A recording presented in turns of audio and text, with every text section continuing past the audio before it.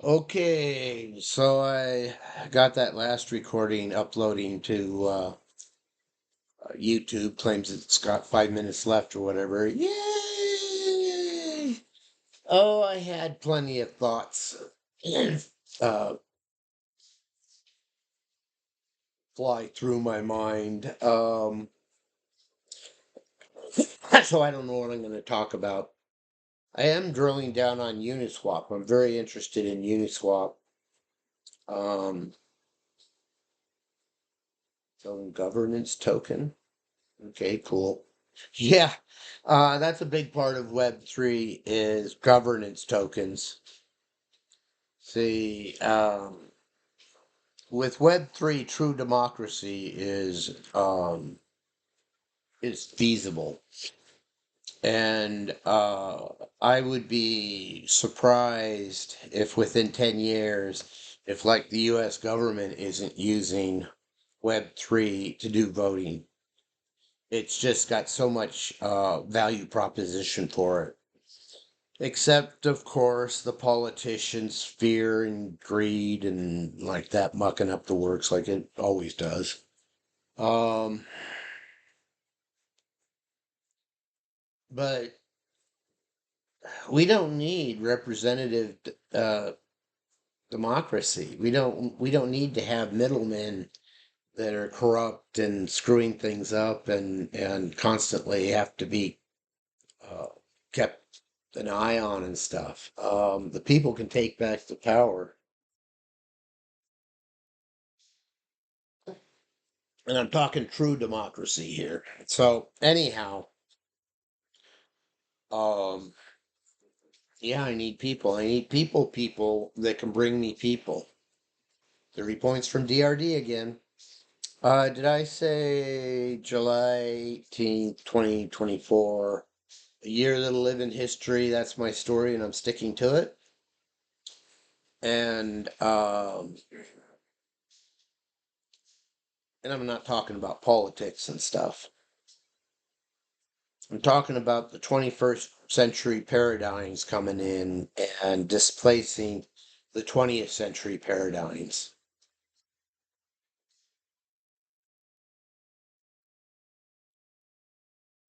See, part of why I'm not doing the work myself, like the programming and such, is I've done a lot of programming. I've done a lot of, and yes, it used to be a lot of fun. In fact, I've been thinking some of my early D apps might be similar to what I did on the North Star Horizon in the 70s with uh, GW Basic, um, which is we made my brother and I made like a Zork like game you could play, which is you're in a cavern or whatever, and you go from cave to cave, and there's monsters and treasure, and you fight them, and it was fun.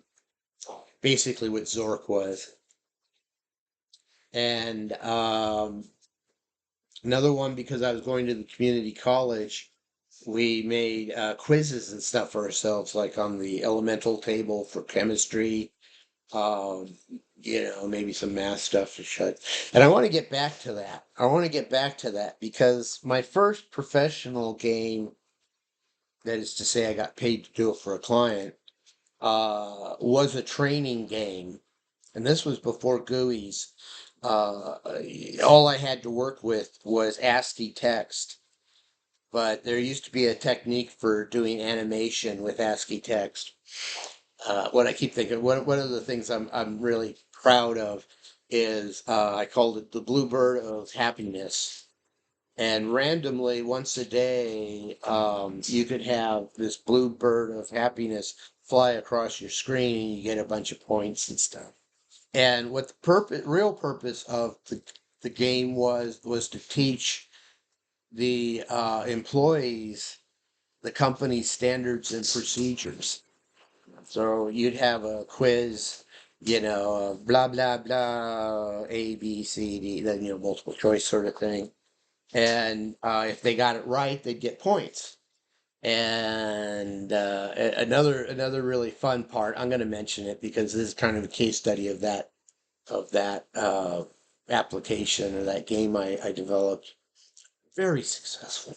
One of my most successful systems I've ever developed. Um, you could end up with this like three doors thing, pick a door, and you get the prize behind it, right? This is why it's a geeky, funny story. Um, I had a fan. Well, well, no, I won't mention that. That can be a punchline. I had a fan. One of the employees loved playing the game so much that she even came in on her days off because, you can only do so much in a day, sort of thing. And she wanted to be like the high scorer. And so she'd even come in on her days off to play the game. Now that as a game developer, that it's like wow, that's cool.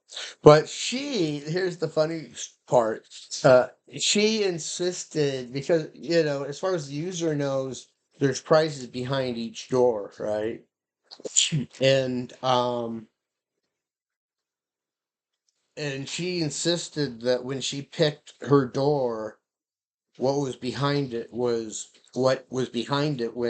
the doors were set up. But that wasn't true. It's just smoke and mirrors. It didn't matter what door you picked. I randomly picked prize. So stuff like that, little stuff like that, nuances. But the bigger point here is training games. Training games could can be a huge market. And again, not only can we set up our own that people would want to buy, but clients would very likely want us to do it for them because they probably have standards and procedures or training the help desk or whatever it might be. And again, fun. We're about fun and joy. We sell entertainment. So if we can make something that's a value proposition, the valuable training system for their company um, that their employees are going to have fun with and want to play, come in on their days off to play. If you don't see it, I can't give it to you. So, so much potential, so much we can do.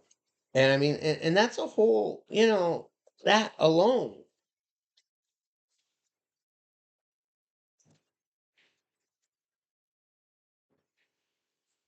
that alone could be a very big business in and of itself. So I don't know. I don't intend to sell our ownership or our company. Well, partnerships. Um, but what I'm thinking is spin-offs. I mean, we can start up an LLC, work it, get it up and going, and if someone wants to buy it from us, we could negotiate or look at it and because see that's something about serial entrepreneurs. Yike! Yes, I'm a serial entrepreneur. I'm sorry. It's both a blessing and a bane.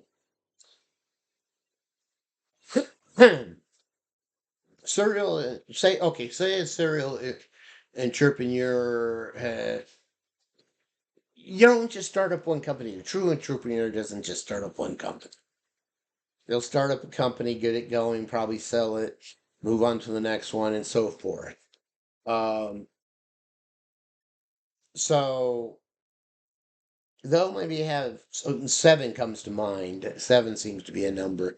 They might have seven businesses that are running, but the new stuff they're working on is taking so much of their time. They really don't have time to run those other businesses, not even at a higher level than being the business manager. So they'll sell it off. And they might not even care that much how much they get, which for us, if we're networked with these entrepreneurs, might be arbitrage opportunities. I have a book around here I've come across again recently, which is called Buy Then Build. And it's kind of like a flipping strategy. But the idea is don't go through the first couple of years of startup and stuff. Find someone who's got a going concern, got a company that's profitable, that's going, that wants to sell.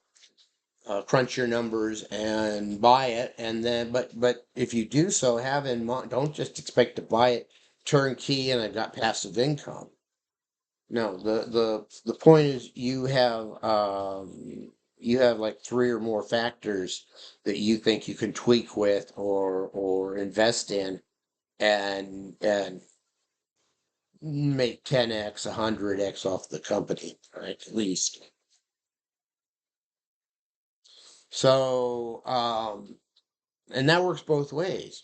It's kind of like owner will carry, you know. An owner will carry real estate contract allows us to get to buy properties that we might not otherwise be able to do.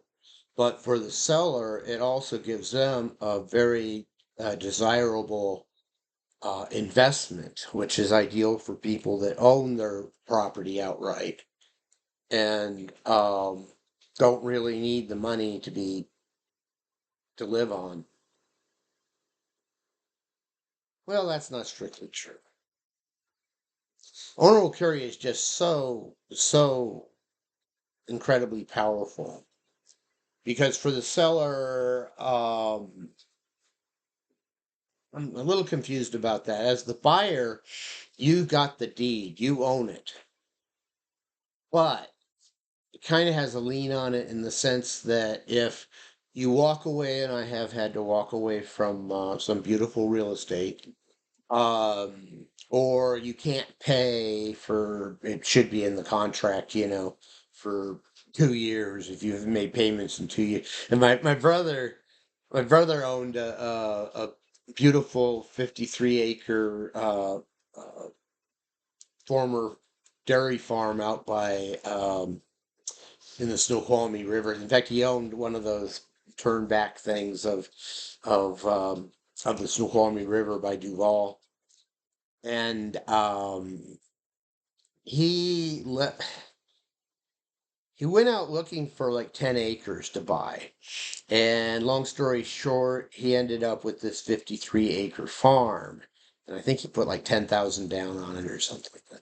The problem was the ownership had like 7 layers of people that had sold to other people and such. And the flaw was if any one person, like say at layer 3, stops paying, the whole ownership stack, I guess we could call it, uh, falls apart. And that happened. And again, long story short, he was able to step in and say, "How about if I pay you the 40,000 or whatever that's owed?"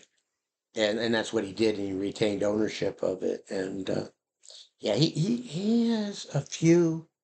Well, he owned a house that he ran his pet shop out of in downtown Bellevue that a skyscraper developer came and was buying up all the properties. And that was one way he made a lot of money. He had a wonderful place, located place in Redmond, Washington. Um, what other stuff? He's done very well with real estate. Anyhow,